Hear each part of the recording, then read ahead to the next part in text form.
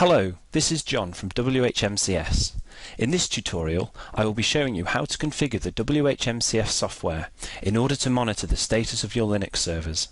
If you want clients to be able to view the PHP info of the server being monitored, a quick file edit is required first.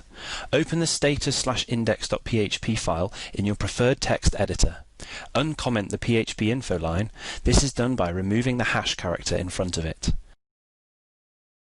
Save the file and upload the status directory to the server to be monitored. You can upload it anywhere you like as long as it's publicly accessible.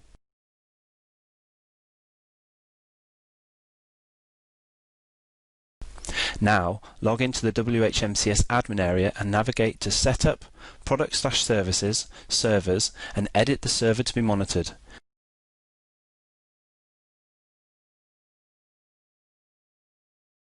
In the server status address field, enter the URL to the status folder we just uploaded. Ensure it ends with a trailing slash. Finally, click Save Changes and you're done.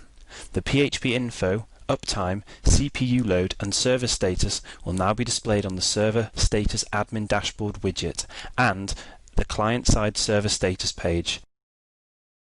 Thanks for watching.